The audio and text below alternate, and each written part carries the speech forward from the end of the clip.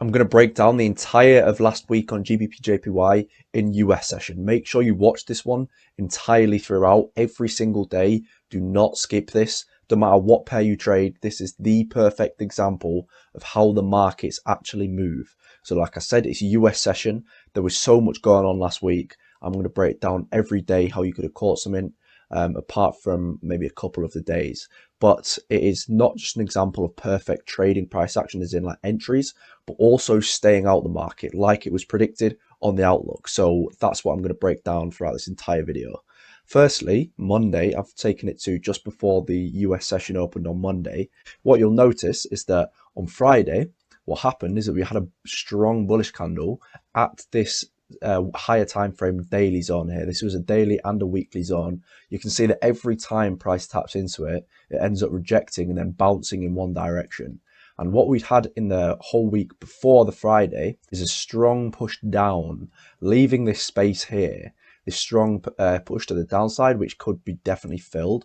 So if I draw on the next zone up on the daily was the 169 psychological zone. So if I draw that on, and I'll just make that a bit tighter, the 169 psychological zone. And what we'd had on Friday was that bullish candle at this zone right here. So looking at the daily, what we can now expect is that the next daily can be bullish, filling in that zone right there up towards the 169 area. So taking it over to the 4 hour, what you'll see is that we had in fact created bullish price action. So price pushed down to this zone I was just talking about, the higher time frame key zone, created the low there, then pulled back, created that. At that point, it was still in a bearish market structure, still downtrending. But what happened is that it pushed down and created an equal low. So price didn't create a lower low. If I just draw that on there, price didn't create a lower low. It created an equal low. And then from that point, the 4 hour came all the way back up and closed above this zone right here.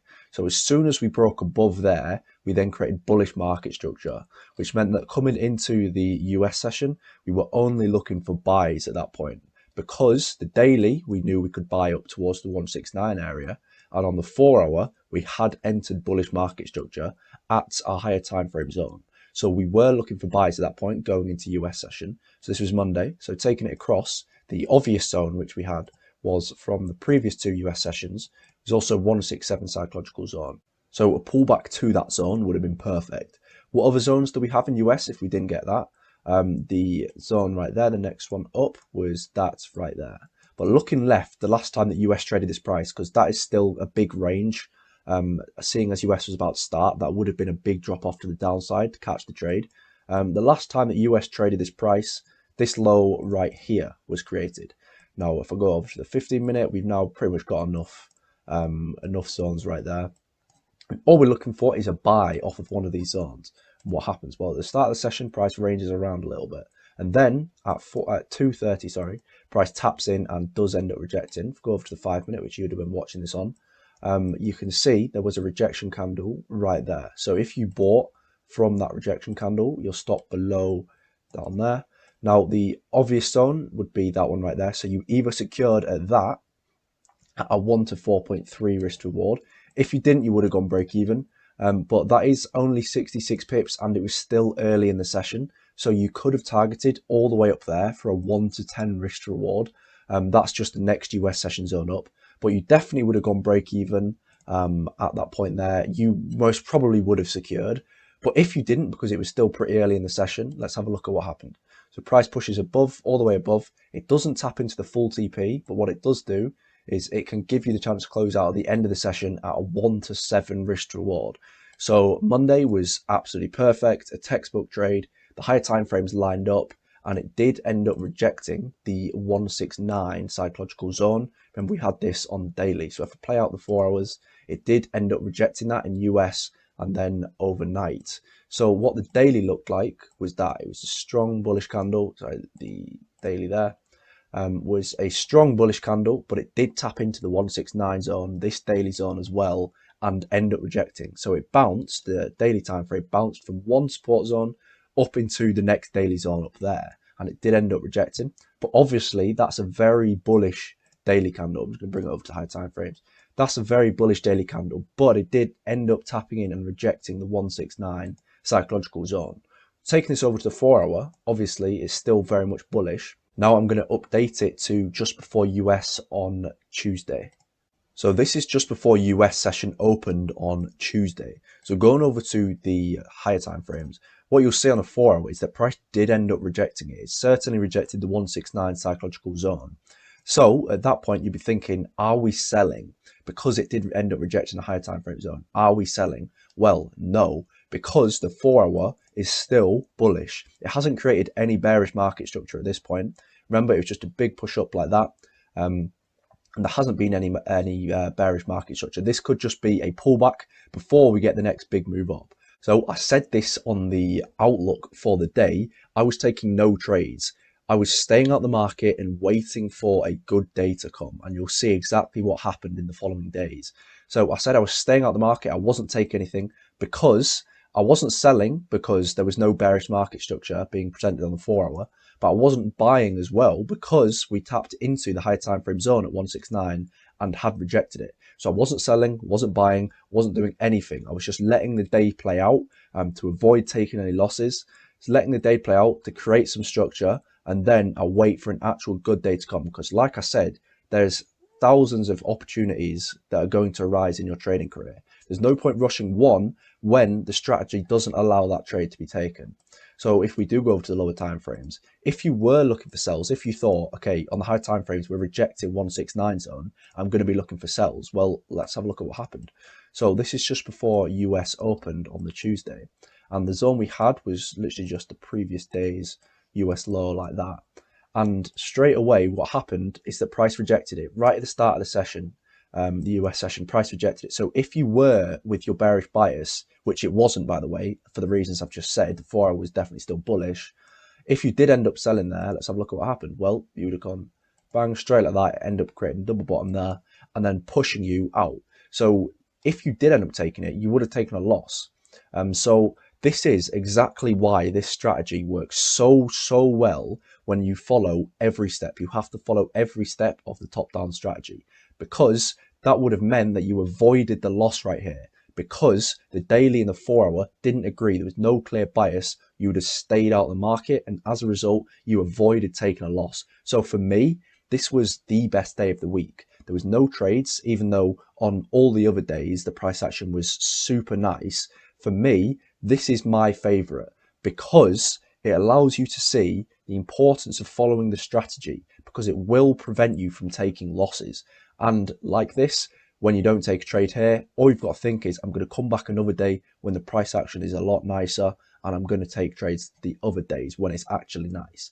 And that's what I'm going to take it to now. So I'm going to take it to just before US session on Wednesday. So this is how Tuesday's daily candle closed. It closed as a bearish candle after again tapping into the 169 higher time frame daily zone that we had right there.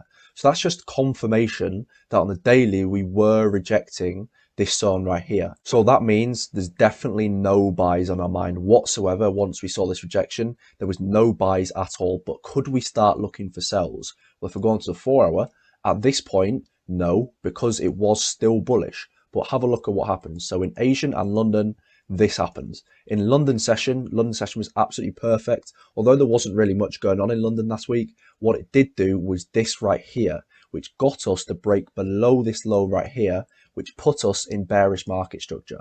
So as soon as we broke that low there, we entered bearish market structures. Created the 169 up there, pushed down, created a lower low with this bearish leg. We then got a bullish pullback, created the lower high there. And now what we've seen in London is that we broke below. So we now had entered bearish market structure on the 4-hour. So now the daily's bearish, the 4-hour's bearish. We're 100% game to start selling.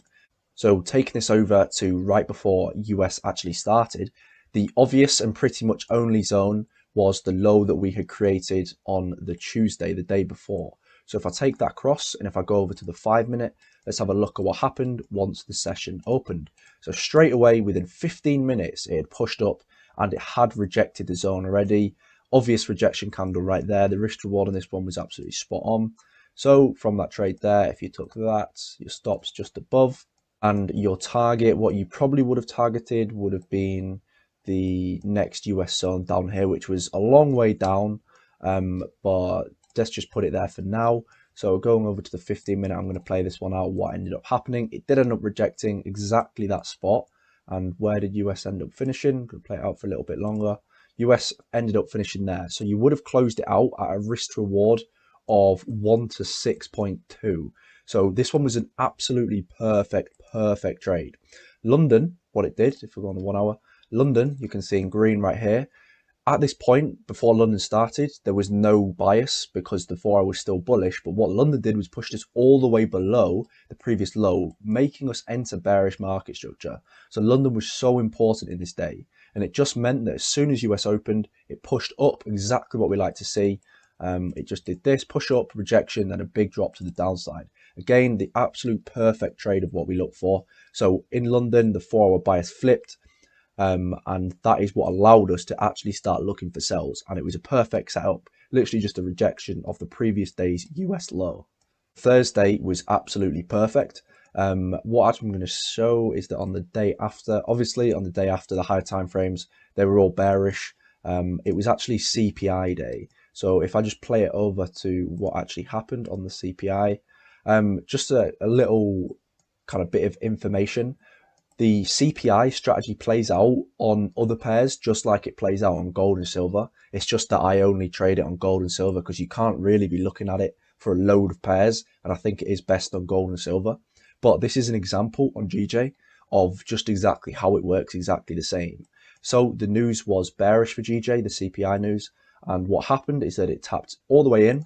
As soon as the news was released, if I go on the 5-minute, as soon as the news was released in this candle right here, you can see 130, it went into the next US zone, which was the same zone from the Wednesday. It tapped into the zone, strong rejection, then a huge drop off to the downside. You could have caught that if you were trading the new strategy with GJ.